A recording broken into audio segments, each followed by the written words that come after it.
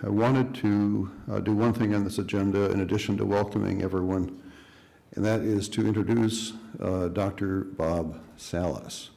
Now, Dr. Sallis has been the medical leader at Kaiser Permanente, who has taught our entire medical group the science and the practice and the medical benefits of walking. Dr. Sallis is a true believer. He's an advocate, he's a zealot, he's a leader, he's a teacher. He has managed to get walking into our electronic medical records, so we actually have activity levels. We have 9 million people who have electronic medical records, and we actually have in the medical record activity levels, and it's the only electronic database in the world that large. Dr. Sallis was the inspiration for that and the advocate that caused that to happen. He was the pioneer of the walking prescription pads that we use across Kaiser Permanente. He's been a leader with the medical group, and last year in the Rose Bowl parade, when you looked at the Kaiser Permanente float, it was doctors walking instead of having motorized.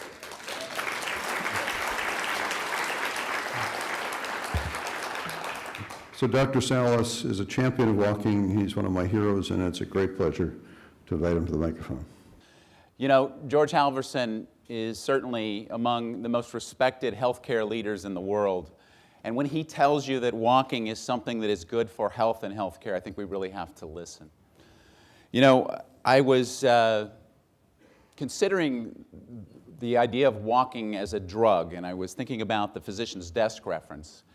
It's the largest compendium of drugs that exists in the world. It lists virtually every medication that's available for healthcare practitioners to prescribe to patients. Now, walking is not in there, but if there were a drug called walking, I would submit you'd have a hard time finding one that is more powerful.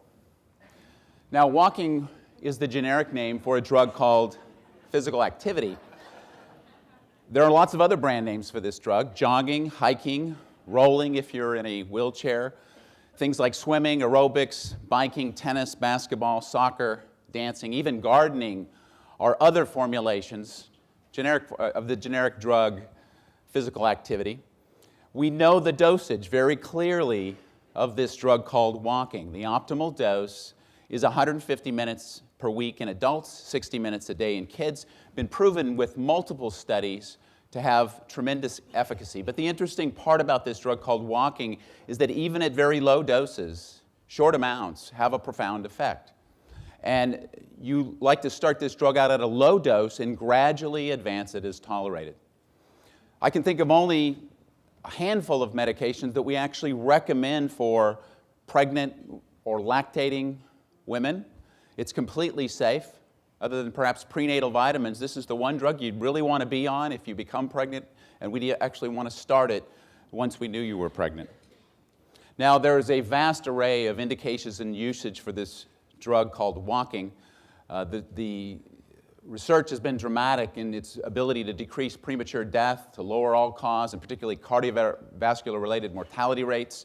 It's been shown to reduce the development and improve the management of diabetes, can treat high blood pressure, very helpful in managing anxiety and depression, can prevent osteoporosis, more importantly, prevent fractures caused by this low bone density, can reduce the risk of dementia. It can help prevent and, more importantly, mitigate the harmful effects of obesity. So it's got a wide variety of indications and uses. Now, the side effect profile of this drug called walking is interesting. It actually almost immediately begins to decrease your blood pressure, lower your pulse, your blood sugar. It leads to stronger muscles and bones and can cause you to lose weight. Its most powerful effect, perhaps, is on the brain, where it will improve your mood, confidence, self-esteem, concentration. Your bowel and sleep habits become better when you walk each day, and you actually look and feel better when you take this drug called walking. Now, there are some adverse reactions to this drug on occasion. If you take large amounts, you may begin to sweat. Injuries can occur. Usually when you take too much of the drug too fast, you don't ramp up the dosage. We call these overuse injuries.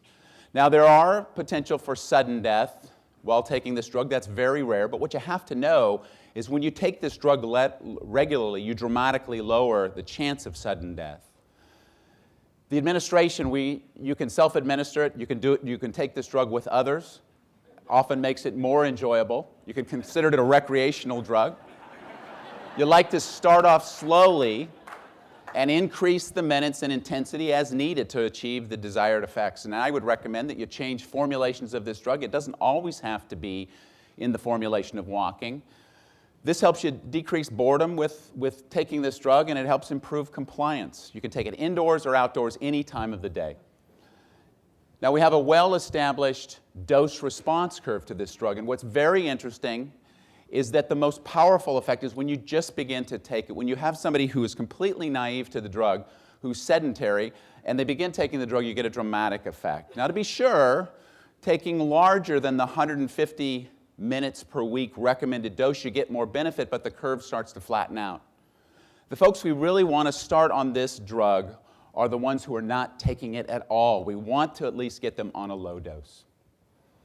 So it is very clear to me that walking is a wonder drug that physicians should prescribe, that patients should take. This is the long sought after vaccine to prevent chronic disease and extend life.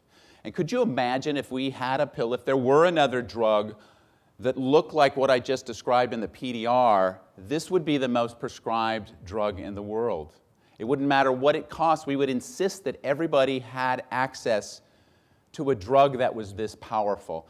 That's what we've got to see happen with walking. And in fact, this was backed up just last summer when the journal Lancet released an entire issue of the journal dedicated to the power of physical activity and walking to improve health. Now, the concluding statement from that issue was that in view of the prevalence, global reach, and health effect of physical inactivity, the issue should be appropriately described as pandemic, with far-reaching health, economic, environmental, and social consequences. Now, could you imagine if a journal as prestigious as the Lancet released a statement about an infectious disease that they described as pandemic with these consequences? We would be all over this in organized medicine. We would do whatever it took to stop a pandemic of this magnitude. Why are we not doing the same with the inactivity epidemic? Now, beyond the health effects of walking, I think the most powerful benefit is on a person's functional capacity. If you plot a person's functional capacity, the ability to do the things they want to do each day, if you plot that against their age, you get something we call the geriatric curve. Now, this is the geriatric curve of somebody who follows a high-risk lifestyle, who's inactive, who smokes, who follows a poor diet. What you see is that very predictably, these people begin to suffer prematurely from chronic diseases that impair their functional capacity. And so at a very young age, a relatively young age, they enter into a stage we would call deficient survival. These are patients who are alive but not really living. These are folks who are confined to wheelchairs, to nursing homes that cost a lot of money to care for. Now contrast the geriatric curve of somebody who follows that high-risk lifestyle with a person who follows a low-risk lifestyle. You see a squaring off of the geriatric curve. That is, somebody who's a walker, who doesn't smoke, they maintain a very high functional capacity almost right until the end. There is no reason at 50 you shouldn't be doing exactly what you're 30. Even at 70, you ought to be doing all of those same things. And we see this day in and day out. Folks who age very gracefully, who maintain a high functional capacity. The way to do that is to walk every day, to follow a low-risk lifestyle.